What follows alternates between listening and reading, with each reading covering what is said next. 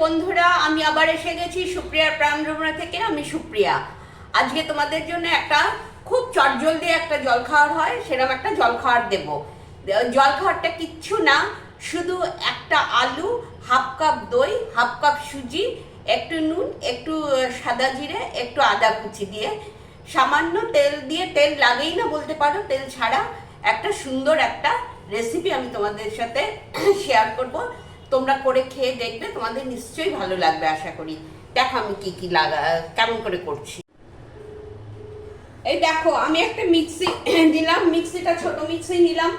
তার মধ্যে আমি আলুগুলো দিয়ে দিচ্ছি ছোট জারে, মিক্সির ছোট জারে আমি আলুগুলো দিয়ে দিচ্ছি। এই যে আলু দিয়ে দিলাম। আর তোমার হাফ কাপ দই দেবো।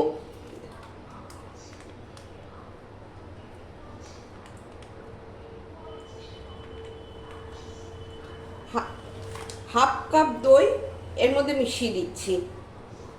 যদি জল লাগে সামান্য একটু জল দেবে, জল খুব বেশি দেবে না, একটু, কারণ গোলাটা কিন্তু ঠিক হবে। দেখো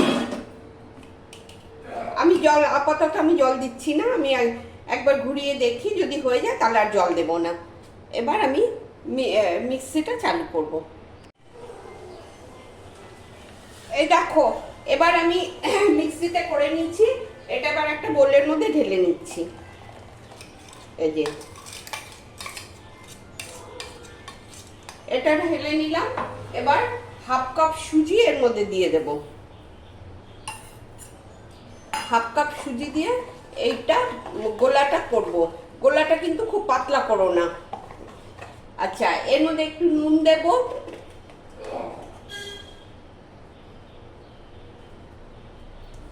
একটু সামান্য নুন, একটু জিরে, সাদা জিরে একটু দিয়ে দিলাম,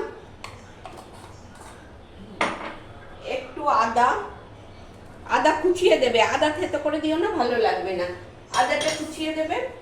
আর এর সাথে একটু খাওয়ার সোডা দিয়ে দেবো। এই যে তোমরা ইচ্ছে করলে ইনোও দিতে পারো, আমি একটু খাওয়ার সোডা দিয়ে দিলাম।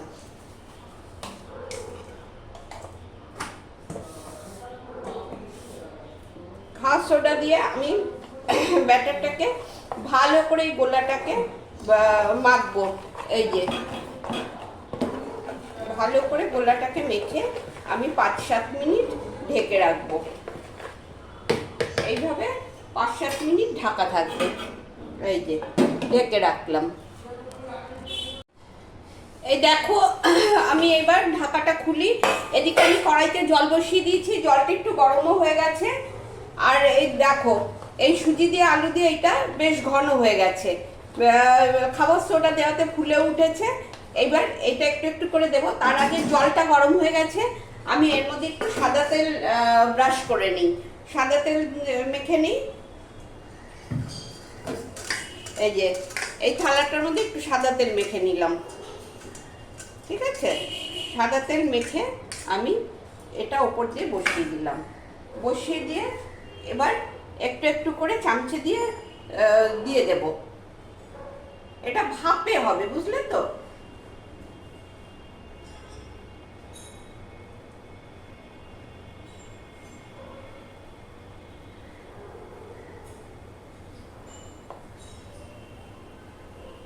আর ফুলে আবার একটু বড় হয়ে যাবে, সেই জন্য তোমরা একটু ছোট ছোট করে দিও। যে এরকম ভাবে দিতে থাকো। দেখো এগুলো দিয়ে এরকম ঢাকা দিয়ে দেবে, দিয়ে বেশিক্ষণ না, মিনিট 2-3 রাখবে, রেখে তারপরে ঢাকা তুলবে, দেখবে হয়ে গেছে। মিনিট 2। এই দেখো আমি গ্যাস বন্ধ করে দিয়েছি, আমার হয়ে গেছে। আমি একটা স্টিক দিয়ে এই যে দেখছি, এই দেখো, দেখেছো হয়ে গেছে, হয়ে গেছে। এবার এটা একটু ঠান্ডা হলে এটা তুলবো। এখন তুলতে গেলে আঠা আঠা মতো লেগে যাবে, একটু ঠান্ডা হলে তুলবো।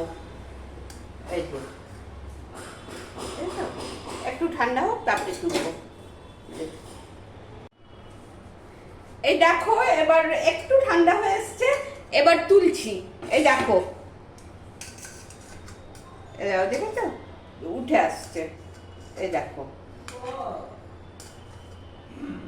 এই দেখো, এই যে এবার এবার তোমাদের সামনে থেকে দেখো, এই দেখো সামনে থেকে দেখিয়ে দিচ্ছি, সবকটা তুলেছি। এটা সস দিয়ে খেতে পারো, যে কোনো আচার দিয়ে খেতে পারো। আবার আরেকটা জিনিস করতে পারো, ননস্টিকের কড়াইতে একটু ঘি বা সাদা তেল দিয়ে ওর মধ্যে একটু ম্যাগি মশলা দিয়ে বা পাও ভাজির মশলা দিয়ে, যে কোনো মশলা দিয়ে একটু নেড়ে নিতে পারো, একটু ফ্রাই করে নিতে পারো, সেটাও খুব ভালো লাগে। আমার বাড়িতে খুব একটা মশলাপাতি চলে না, তাই আমি এটা সস দিয়ে দেবো।